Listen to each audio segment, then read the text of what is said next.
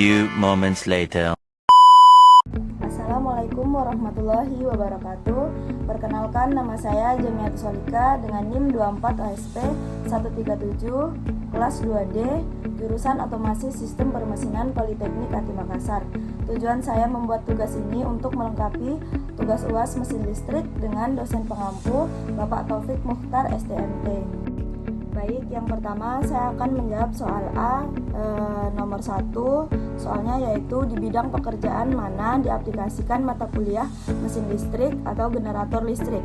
Nah, saya jawabnya yaitu mata kuliah mesin listrik diaplikasikan di bidang pembangkit listrik, industri manufaktur, perusahaan energi, perawatan dan pemeliharaan mesin listrik, PLN, pabrik, serta industri kelapa sawit untuk sistem pembangkit dan distribusi listrik.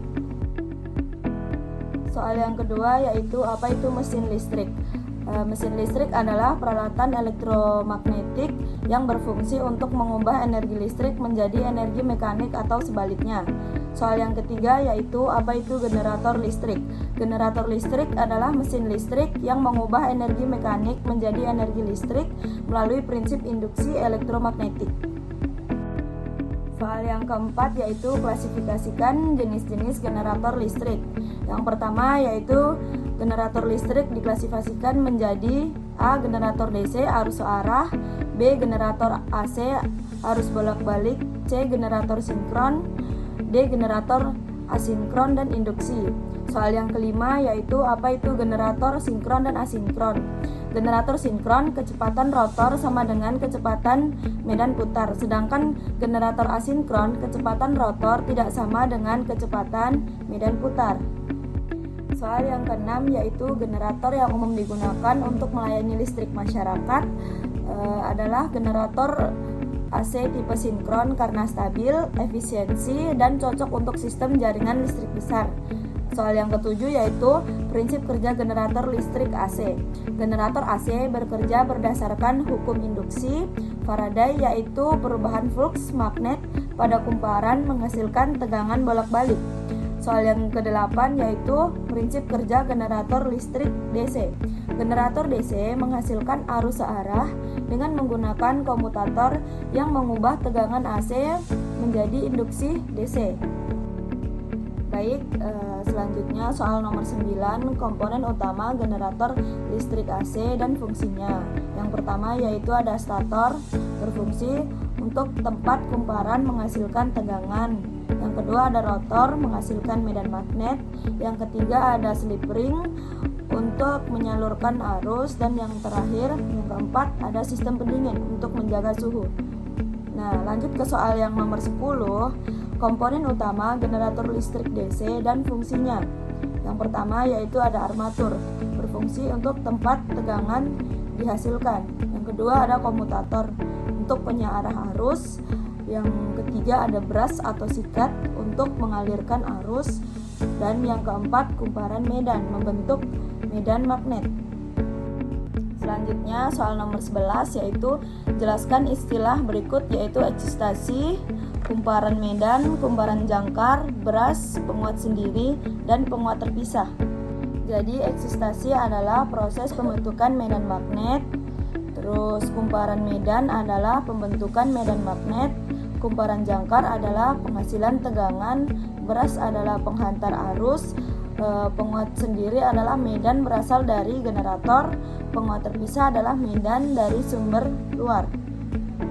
Soal nomor 12 yaitu perbedaan generator kutub dalam dan kutub luar. Kutub dalam adalah medan magnet berada di rotor, sedangkan kutub luar medan magnet berada di stator. Baik, selanjutnya kita melangkah pada soal B. Yang pertama yaitu analisa output generator dengan NIM saya 137, persamaan dasarnya ET sama dengan 137 dikali sin omega V volt, EA sama dengan 137 dikali sin A volt, frekuensinya sama dengan 37 Hz, maka omeganya sama dengan 2V dikali frekuensi 2 dikali 37 sama dengan 74V radian per second. dan menjawab soal A, yaitu disuruh membuat grafik. Untuk grafiknya saya tampilkan pada video ini. Grafik gelombang, grafik berupa gelombang sinus dengan amplitudo puncak di 137 volt dan lemah di minus 137 volt. Satu siklus penuh berakhir pada periode T sama dengan F1 sama dengan 37 sama dengan 0,27 detik. Nah, yang B, Fmax, tegangan maksimum adalah koefisien di depan fungsi sinus. Vmax-nya adalah 137 volt.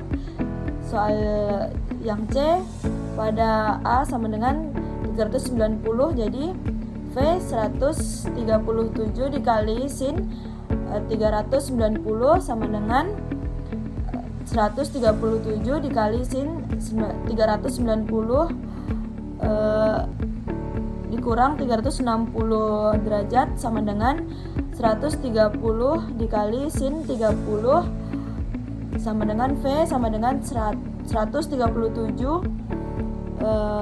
0,5 sama dengan 68,5 volt. Nah, pada bagian D yaitu V pada T sama dengan 0,216 detik. Jadi V sama dengan 137 dikali sin 74 V dikali 0,216 V sama dengan 137 dikali sin 15,984 V. Disuruh kita konversi ke derajat. Jadi 15,984 dikali 180 derajat sama dengan 2877,12 derajat. Jadi nilai sin sama dengan minus 0,05. Jadi V sama dengan minus 6,85 volt tergantung pada pembulatan nilai Pi. Terus lanjut kepada soal yang E. V pada A sama dengan ABC, NIM saya 137, jadi V sama dengan 137 dikali sin 137 derajat sama dengan 137 dikali 0,682, jadi V sama dengan 93,43 volt.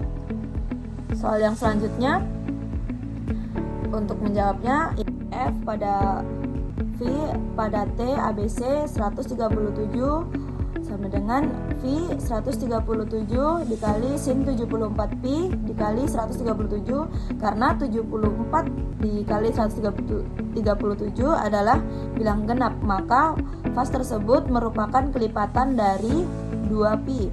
Jadi V sama dengan 137 dikali sin 10138 Pi sama dengan 0 volt. Yang G, V rata-rata sama dengan 2 Pi dikali Vmax sama dengan 3,142 dikali 137. Jadi V rata-ratanya 87,26 volt. Bagian H, V efektif, jadi V efektifnya 2 Vmax sama dengan 1,414137. V efektifnya sama dengan 96,89 volt. Baik, masih soal yang B, soal nomor 2 yaitu tegangan sesaat. Diketahui hasil pengukuran voltmeter tegangan efektif atau VF sama dengan 137. Untuk mencari tegangan sesaat VT, kita cari dulu Vmax. Vmax sama dengan VF dikali 2 sama dengan 137 dikali 1,414 sama dengan 193,72 volt. Nah, persamaan tegangan sesaatnya adalah VT sama dengan 193,72 sin omega volt. Baik, selanjutnya kita masuk soal yang C yang pertama, yaitu jenis beban generator dan penyebabnya. Yang pertama, terdapat 3 jenis beban utama pada generator. Beban resistif disebabkan oleh komponen yang mengubah energi listrik menjadi panas, misalnya lampu pijar, pemanas listrik. Selanjutnya, beban induktif disebabkan oleh peralatan yang memiliki lilitan kawat atau kumparan, misalnya motor listrik, trafo. Beban ini menyebabkan arus tertinggal dari tegangan. Selanjutnya, beban kapasitif disebabkan oleh komponen kapasitor, misalnya bank kapasitor, kabel transmisi panjang, beban ini menyebabkan arus mendahului tegangan. Selanjutnya soal nomor 2, efektif beban resistor murni. Pada beban resistor murni, tegangan V dan arus I berada dalam kondisi sefasa, sudut fas atau 0 derajat. Artinya keduanya mencapai nilai maksimum dan 0 pada saat yang bersamaan. Soal nomor 3 itu kondisi latching. Latching adalah kondisi di mana arus listrik tertinggal di belakang tegangan. Penyebabnya yaitu beban induktif seperti motor AC. Terus grafiknya, penjelasannya yaitu tegangan mencapai puncak lebih dulu daripada arus karena adanya induktansi yang menghambat arus. Selanjutnya soal nomor 4 yaitu kondisi leading. Definisinya yaitu kondisi di mana arus mendahului tegangan. Penyebabnya yaitu beban kapasitif. Untuk grafiknya, gelombang arus I mencapai puncak lebih dulu sebelum gelombang tegangan V. Soal nomor 5 yaitu prinsip kerja tegangan 3 fasa.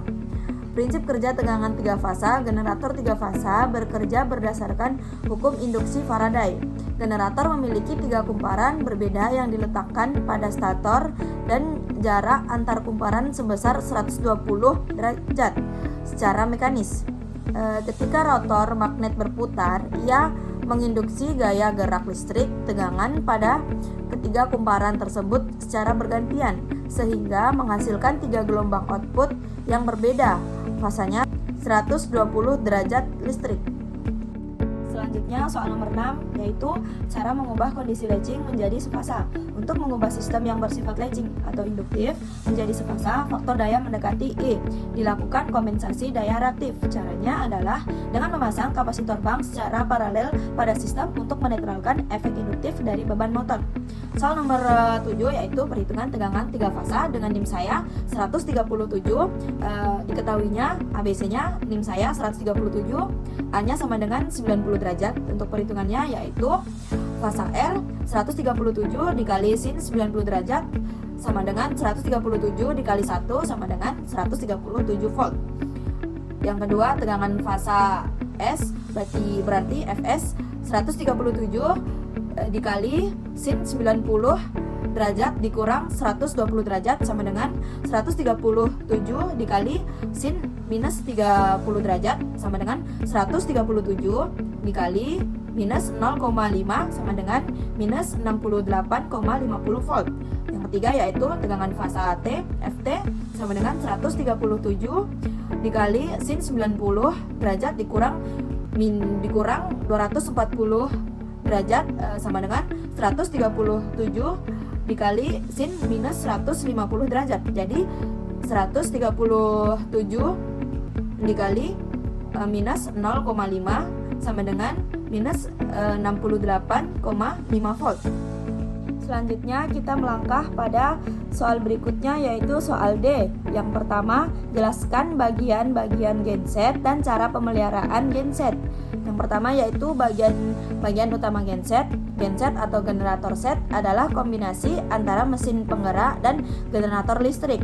Berikut adalah komponen utama. A. Mesin, sumber energi mekanik, biasanya menggunakan bahan bakar solar, diesel atau bensin. B. Alternator atau generator, mengubah energi mekanik dari mesin menjadi energi listrik melalui induksi elektromagnetik. Yang C yaitu sistem bahan bakar, terdiri dari tangki, pipa, dan pompa untuk menyuplai bahan bakar ke mesin. Yang D, voltage reguler, mengatur tegangan keluaran agar tetap stabil meskipun beban berubah-ubah. E, sistem pendingin dan pembuangan, yaitu mencegah overheating dan membuang gas sisa pembakaran.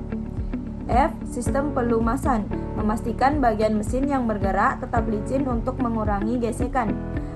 G, panel kontrol, antar muka penggunaan untuk menyalakan, mematikan, dan memantau parameter voltage, arus, atau frekuensi. Masih soal yang D yang nomor 2 yaitu cara pemeliharaan genset. Pemeliharaan yang baik memperpanjang usia pakai dan mencegah kegagalan mendadak. Yang pertama yaitu pemeriksaan rutin harian atau mingguan. Cek level oil, air radiator, dan kecukupan bahan bakar. Pastikan tidak kebocoran. Selanjutnya, pemanasan berkala. Nyalakan genset setidaknya 1-2 kali seminggu selama 15-30 menit tanpa beban agar sirkulasi oil tetap terjaga. Terus ganti oli dan filter dilakukan secara berkala berdasarkan jam operasional, biasanya setiap 250 sampai 500 jam kerja. Selanjutnya, perawatan baterai atau aki.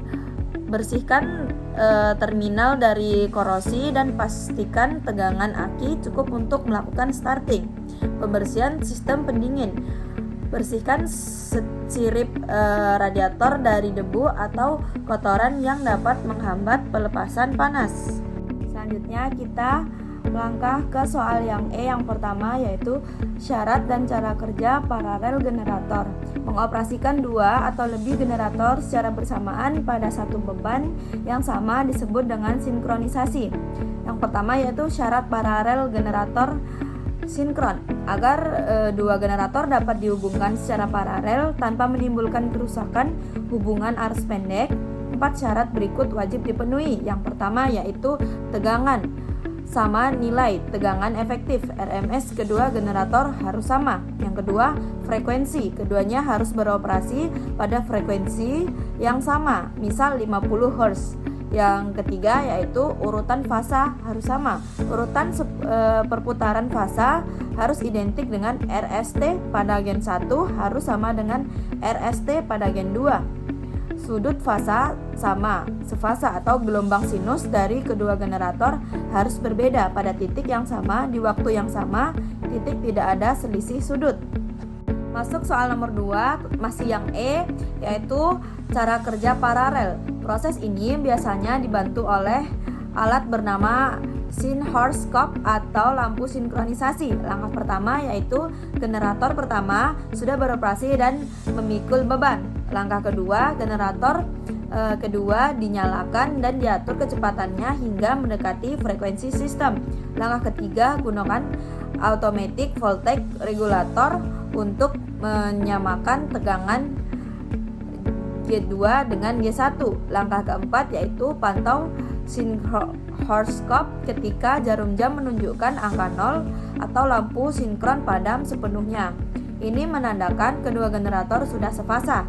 Langkah kelima yaitu pada saat tepat sefasa tersebut sirkuit breaker ditutup sehingga G2 resmi bergabung ke sistem. Langkah keenam yang terakhir, atur pembagian beban load sharing dengan menyesuaikan generator mesin masing-masing. Baik, sekian penjelasan dari saya. Semoga bermanfaat. Wassalamualaikum warahmatullahi wabarakatuh.